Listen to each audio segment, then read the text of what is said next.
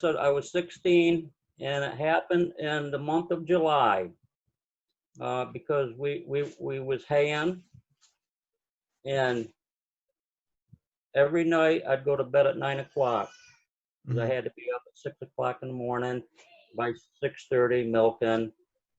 Right. Rest of the day, doing like the haying and stuff like that in the summertime. Well, anyways, one night when I went to bed, and the next morning during the nighttime, I got really cold in bed, Mhm. and I woke up, and my bed was made like the blankets was up under my arms, and they was folded back and across my chest, Yeah. and I was in the middle of my pillow. And for one thing, I don't sleep on my back.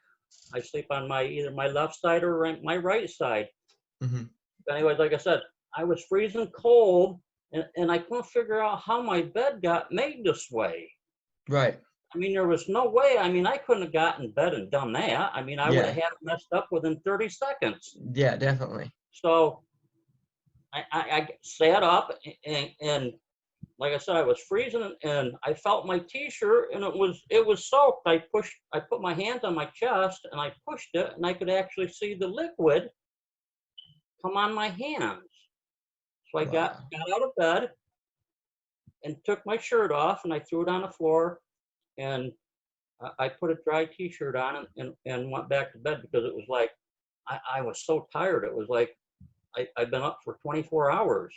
Right, right, right. So I went to bed. Then when I woke up in the morning at 6 o'clock, I'm thinking, did I have a dream last night? And I thought maybe, I was dreaming. And I got up, and where I threw my t-shirt, it was laying there on the floor where I threw it. And I says, well, maybe I didn't have a dream. So I picked it up, and thinking it was because it was so wet, it would still be wet, but it was bone dry. And I Oh, threw it wow. in my hamper, and I really didn't give it much thought because I thought it was a dream. Yeah. Then a couple days later, I got like flashes. Like I saw myself. Well, I didn't see myself. I was walking up this spiral ramp, like spiral stairs, Sure. and it was like something was controlling me, making me walk. Yeah. And as I'm walking, I can move my head a little bit, and I look, and I can see the wall, but the wall isn't flat. It's kind of like a curve, like it's Mhm. curving around, Yeah. and a metallic color that I've never seen. Right. Even to this day, I've never seen a metallic color like that. Right. And as I'm walking, I noticed in the center of the walkway, there was all these different pipes, all different sized pipes, and they were made from the same material. Well, as I'm walking, I don't know, I could feel like there was something behind me, Mhm. and as I'm walking, I could also feel like the the controlling part of me was getting weaker, Right. and I could, as I went up the ramp, it got way behind me, and I could see it. It was probably 4.5 foot tall. It Right. was gray looking, had the big eyes and the almond eyes. Mhm. And after that, it was like a blackout. Then I woke up in my bed the next morning.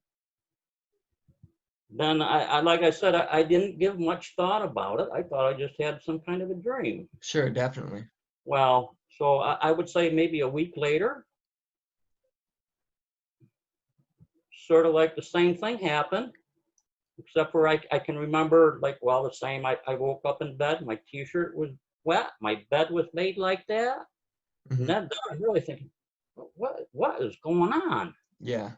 So then I kind of started like seeing a flash. I said, I've seen Earth. I saw Earth. it was about the size of a basketball, or a little bit smaller. Yeah. And how that happened was, I remember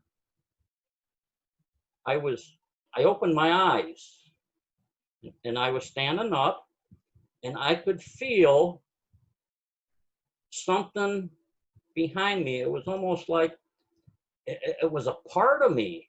Its Yeah. mind was part of my mind. Hmm. And it said to me, I was forbidden to turn around to look at him. And I Wow. felt, what I felt from that was, because I could not move. The only thing I could move was my eyes. The only thing I felt from that was, it was telling me why I couldn't move, is Hmm. because I was forbidden to turn around to look at him. Right. And I'm looking all around the room. Then I look kind of like in front of me, and I see this window, but it's not a window. It's like, if I took like 3 steps, I would have been out in space. Hmm. Wow. So it just And seems like you're completely, basically in space. Or well, yeah, let's, I had to be out in space, but I mean, I was yeah, inside. There was some walls where I saw, and in the front, like, but the ceiling, as I looked up, it looked like it was kind of like arching down, sure. and the floor was flat. Like, in other words, you almost had like 2 saucers on top of each other. For Uh, sure. and that's when I looked down, kind of like towards the floor, and there was earth. Well, I mean, it was a beautiful blue color. But like I said, it was maybe the size of a basketball, a little bit smaller. Yeah.